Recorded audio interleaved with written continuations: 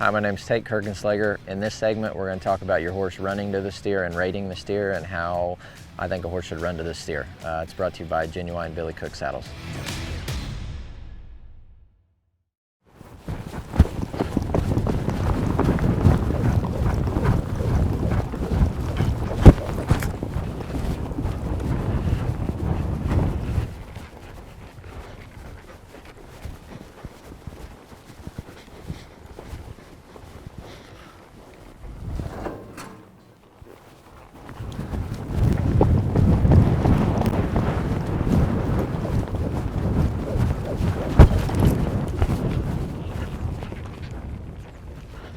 Okay, so like right there, that one was pretty good. The main thing I'm trying to work on here is when he runs to the steer, I want his shoulders to be up and I want him driving with his ass. So to do that, I'm driving him with my right leg, and my left leg, I'm kind of driving him with my feet to run his ass up underneath him. And then when he gets there, I want him to rate, match the stride of the steer, rope. And then after I rope, I don't mind that he stepped to the left a little bit. And then when I ask him to stop, just to come back to me. You know, a lot of people think you're gonna break away or steer stop and it's all about the slide and all that stuff. I mean, that's not why I'm doing this. I'm doing this to teach him how to run freely to the steer with his shoulders up. And then I want him to match the stride of the steer once he gets to him.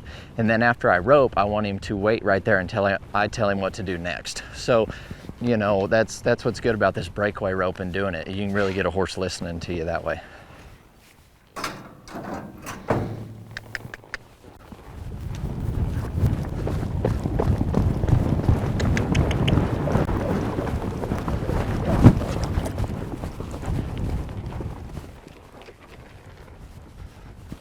I like to get a breakaway rope like that and do that. So I want those horses, you know, the reason I let the steer out like that and let those horses go find the steer and rate the steer, I'm working on the run in and rate. So, you know, when I go somewhere or to a roping or to a show, when I leave the box, I want to be able to turn this horse loose and he know where he's going.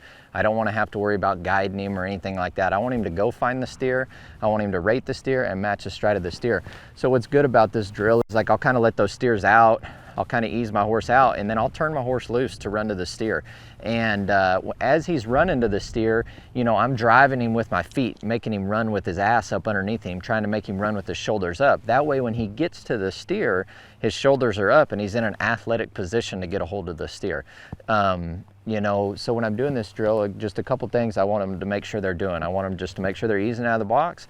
I want to make sure they're running uphill to the steer, and once they get to the steer, I want them to rate and match the stride of the steer and stay right there, let me rope the steer, and then after I rope the steer, follow until I ask them to stop. I'm not worried about how far they slide or anything like that. You know, people think when you're steer stopping or breakawaying that they need to drag their ass when they stop. You know, it's all about the slide. I'm not real worried about that. I'm worried about them running up there, rating, staying with the steer, keeping their shoulders up, and listening to me after I rope the steer. If I leave the box on this horse and I ask him to go ahead and take off and I feel like he's running downhill, you know, I'm gonna kind of lift him up a little bit with my hand, my outside rein. I'm gonna push it on his neck and try to get his shoulder to stand up. But as I'm doing that, I'm gonna be pushing him with my feet. And then, you know, as soon as I feel that shoulder stand up and his feet run up underneath him, I'll just release and let him run. You know, it's just trying to get his shoulders freed up going to the steer to where he can run. You know, a horse is gonna be the fastest they can be when their shoulders are up and they're running with their ass underneath them. You know, if a horse is running flat with his shoulders down, he's gonna be slower. He can't physically run. So if I feel that, I'm gonna try to move his shoulders around with my reins to get him up and my feet at the same time to pick him up.